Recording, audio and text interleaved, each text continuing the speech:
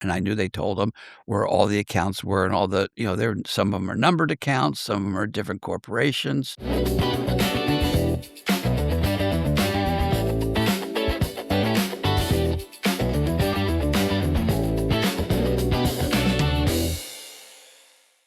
Hi, everybody. Todd Dankin here with Becoming the King of Pots. Welcome back for yet another edition. And with me, as always, is the King of Pots, my cousin Bruce. Bruce, how's it going? It's going great today, and I'm excited as always, but more excited because I have my little brother Craig on, the Doc Master. Yes, the Doc Master is back for more war stories. Before we get to that, if you are watching us for the first time or the 100th time, thank you for that. Please hit the subscribe and hit the like button. That helps us on our quest here at Becoming the King of Pot. So, Craig, welcome back. How are you doing, my friend? I'm doing fine. Good to see you and Bruce again. Always a pleasure. So, as we're chronicling, Bruce's rise to becoming the King of Pot, we're at the point now where he gets arrested in Chicago, right? So he's in Chicago. He gets arrested. He's got a couple of boats on the water. I mean, what's going through your mind, and what's happening with is it holy shit, Bruce just got arrested, or business as usual? Tell me what was happening in your world at that point. Well, I was out of the organization. I was living in Florida. I got married and I had a baby girl. And he got arrested in '83. She was born in '82. And that's the thing.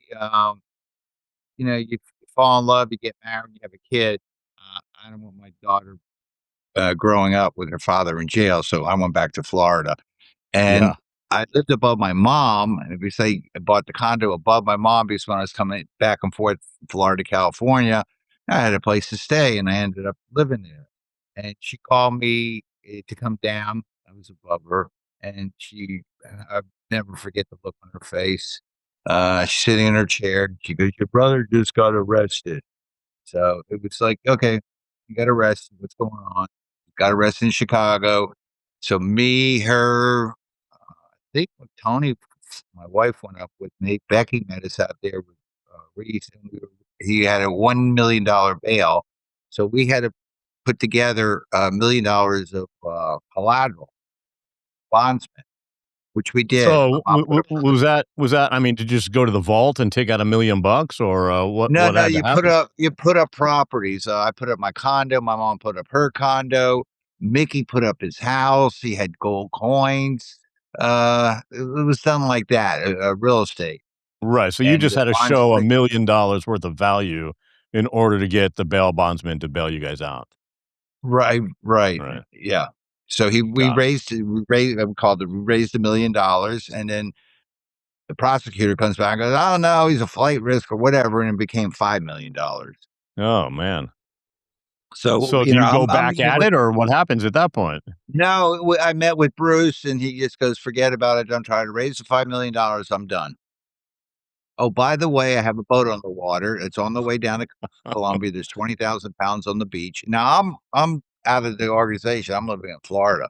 He goes, "You got to Right. go out to California, turn the boat around, and if you can send another boat down because the pot's sitting on the beach, do that."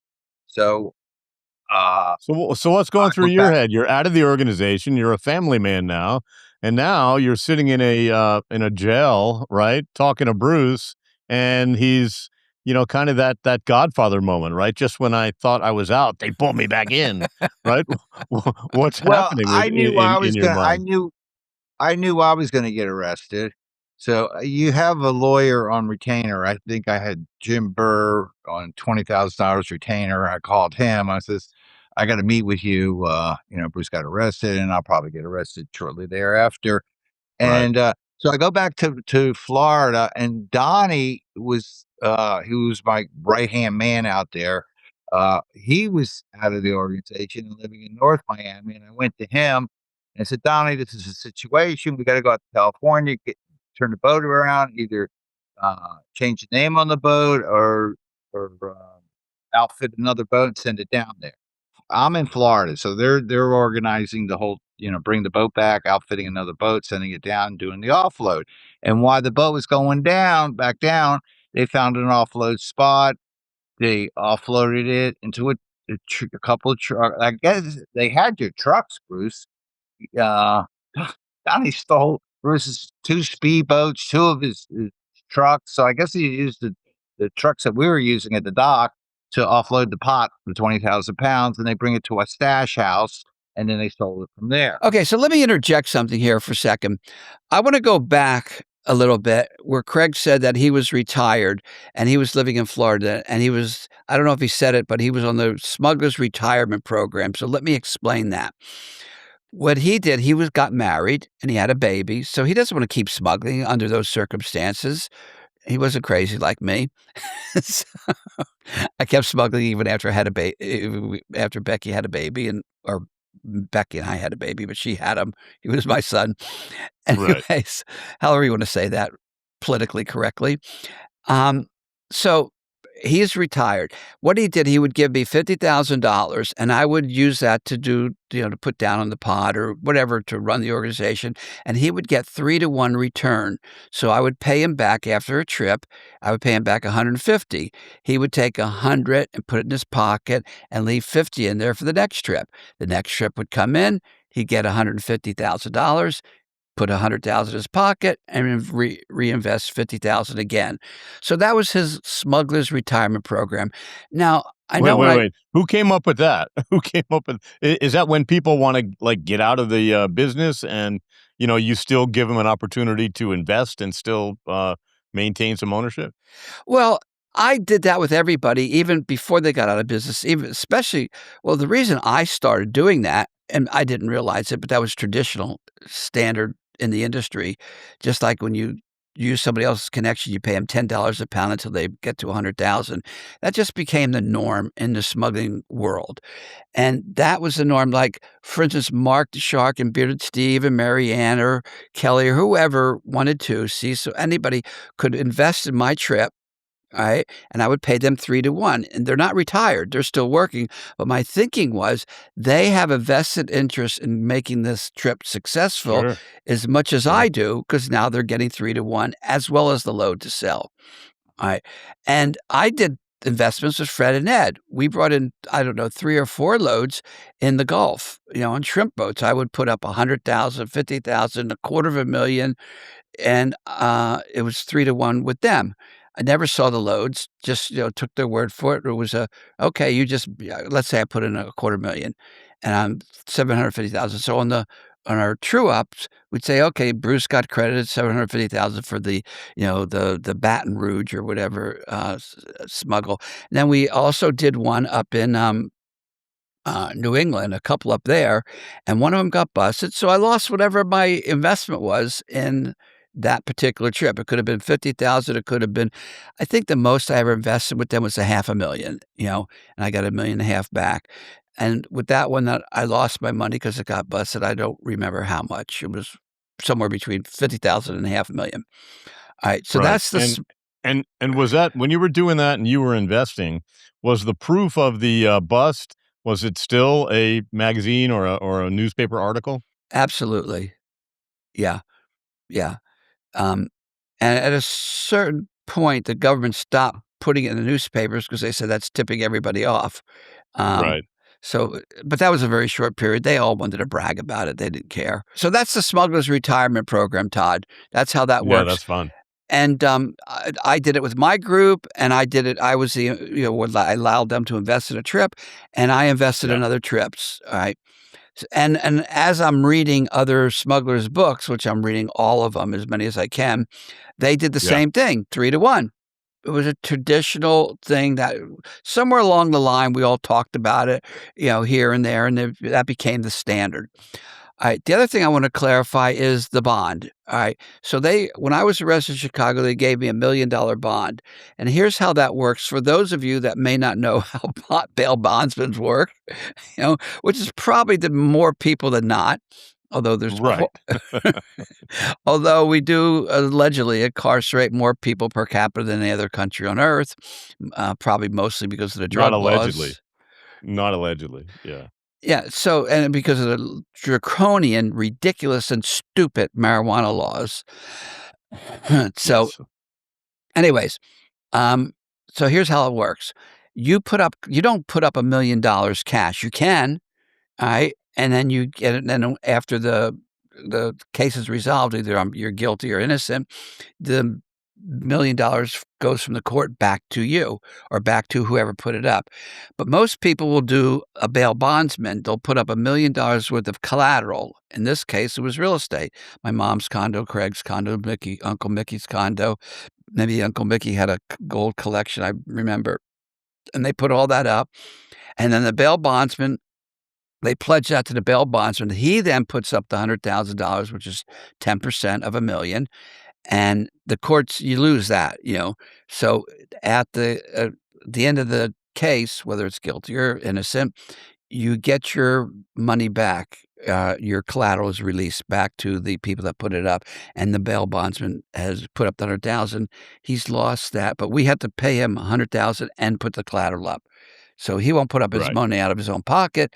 You put your real estate and the 100 grand, and that's what they did. You know, that's why the $25,000, which he talked about earlier, was put up. That was for the bond and for the lawyers. Yeah, but Although why not take some of the millions that you have been making, that that are buried in various places, right? Why not just pay in cash? Well, mostly because that cash was all over the world. That was in Yeah, Luxembourg, Liechtenstein, that was in the Cayman Islands, that was in the Bahamas. Bank accounts all over, which was not easy to get to, and the only way I could personally get to it was through Charlie Brune and Jack Dubard, the guys that set those accounts up. I never went down there and signed my name, and those right, guys got busted to go rolling over, so I'm not getting any money from them. So that was right. all forfeited to the government, actually. Right, well, did you think though that, "Hey, at least I have this money in all of these accounts, and at least, nobody can get to them at this point, but, maybe when this is over, all of this will be there?" Yeah. Oh, you always think that way until you hear that Charlie Brune and Jack Dubard rolled over, you know, and were cooperating with the government. Right. And I said that that's it. You know, they're going to tell them, or they did tell them, and I knew they told them where all the accounts were and all the, some of them are numbered accounts, some of them are different corporations, and they just forfeited that and to keep themselves out of prison. Right, and did that work for them? They had enough information to stay out of jail? Not to stay out of jail. I think they did 3 years each, Yeah, minus the good time. So it was not a big sentences. right, right. And is that really how most folks go to jail, is when somebody rolls over on them? Oh, absolutely. What, Yeah, 99% probably? really. Yeah. Very, very And were rare. there It's very, very Go ahead. rare that your whole organization will, not roll over. I'm reading a book now by Stephen Kalish, and he had one operation that got busted, 35 people, not one of them rolled over. I Wow, right. Yeah, he's gonna be on the show, coming up soon, isn't he? Yeah, yeah, because Stephen was, he has 2 parts. One, part of the smugglers of yesteryear to tell that story, and the prison stories. He was in prison with me in the co-ed prison. So Right, right. he'll have some memories that, we'll have to remind each other some of the funny, comical events that happened in the Sure. co-ed Right, prison. so that's coming up, with Steve Kalish. So, Bruce, you're making your deal, right, with the government, and what's that like? And what were they offering you, and what were you offering them? Okay, so, obviously, the government always wants you to talk and rat on other people. I don't there's no way. I said, "From day one, I'm not talking about and telling on anyone." I wasn't worried that the Colombians would come and kill me, but, I grew up with Mike pretty much, 10-year run Yeah, with him, and I yeah, love Mike, the Colombian. So I'm not gonna snitch on him. I'm not gonna snitch on anybody. I just wasn't part of my moral compass. I and not that I'm some highfalutin, moral, ethical guy because I didn't snitch. I just that was just part no, of my thing. you have outlaw ethics. Yeah. I so I would give them assets and I would not go to trial. Now, when the government goes to trial with you, it costs them easy $1 million, a case like mine. if not 2 million. If I'm going to fight it, they're going to have to bring in all these witnesses, fly them in from all over the country, and really build a case.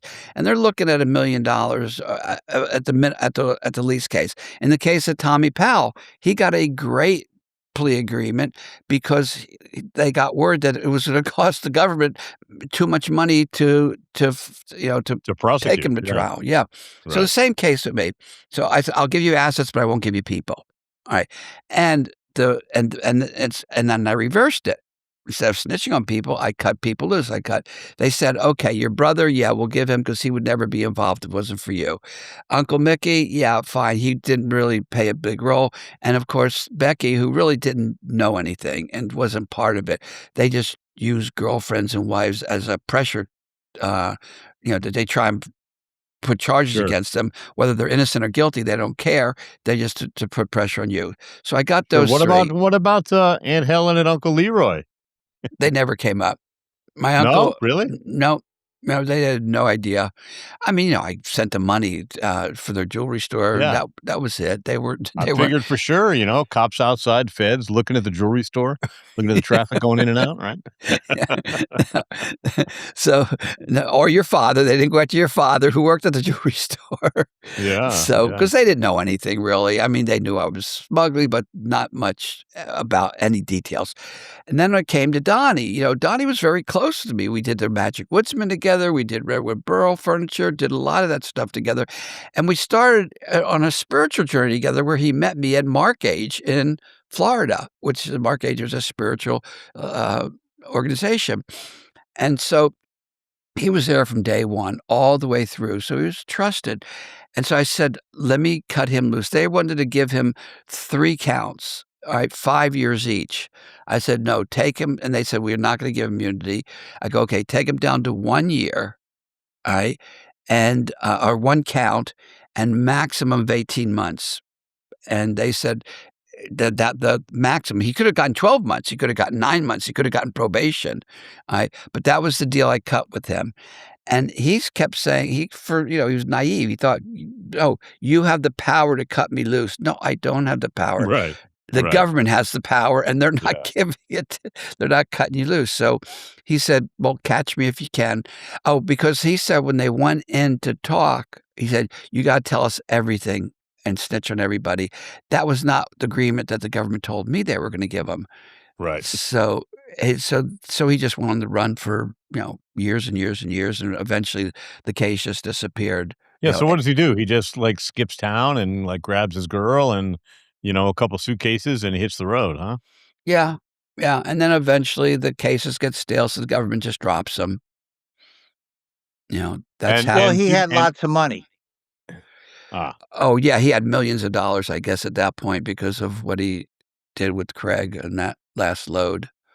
right, so he had plenty of money just to disappear and become, nothing. Right. What do you know what his what he did and where did he go? Did you ever He Well, became a talk about clone. that? He became a cloner. but before that, he actually worked for Fred and Ned, my partners. When they got out of prison, they had a bookstore. They had, Ned's bookstore. They sold university books, and Mhm. they had one in Berkeley, and they had one in Ann Arbor. Or not Ann Arbor, Ypsilanti, somewhere near Ann Arbor, right outside or a part of Ann Arbor. And they had one in Berkeley. He worked for the one in Berkeley. Now they ended up selling that business for somewhere between 8 and 10 million. So they were good, successful businessmen separate from the smuggling. Yeah. And Donnie worked for them all those years, a lot of those years. Oh, So, nice. Nice. and then he got into cloning. Ah, got it. Craig, anything else to add as to what was happening in, that time when Bruce went to jail? Suddenly you're in charge and, you're thinking to yourself, "Fuck, am I Yeah, gonna we keep we doing did. this or is this gonna be the last run?" No, I was done. I was done, and he just happened to have a boat on the water. So I Yeah. got back involved, and then we did that. And then Donnie decided to do another trip. His first one was successful. And then that sunk, and that was it. It's done. And I was feeding money to his lawyers, but it took 2 years from the time I got arrested to the time that he was um, sentenced or his Right. agreement.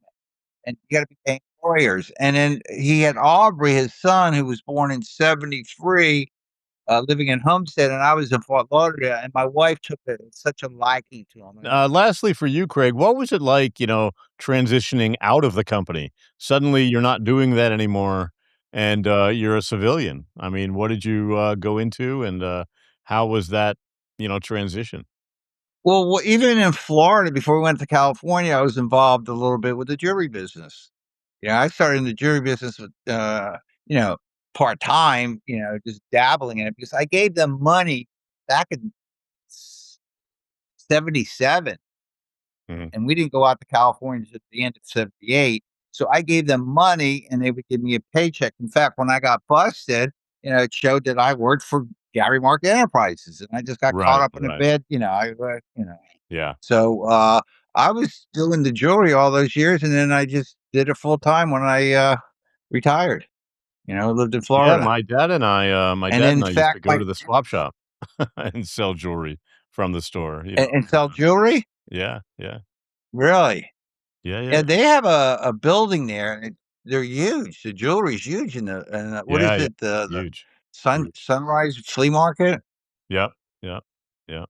And, The in old swap fact, the shop. woman I'm married to now, Gloria, I met her through I used to sell her. I was a wholesaler, and she was sold retail, and I sold her, and Right, that's how I met her right. Got it. 30 years ago. I want to interject one thing. The Perlowin organization, or the company as we call it, started with the boat sinking at the California part of it, not the Miami part. I started with the boat sinking off the coast of California and ended 7 years later with the boat sinking with me in prison and Craig running the show, or Donnie running the show. So the first boat sank, the last boat sank, 7 years apart. Nice little run in California to complement the Yeah, 7 years in Florida. a perfect ending to, almost a perfect life until you ended up in the cell, right? So Well, as I said in the last episode, it was a perfect life in even in a cell. I know, that was a very interesting, commentary on that. All right, Craig, thanks again for joining us once again and filling us in as to the end of the story of those final two boats and those final two loads coming in. Bruce, lots of fun as always. Craig, great to see you as always.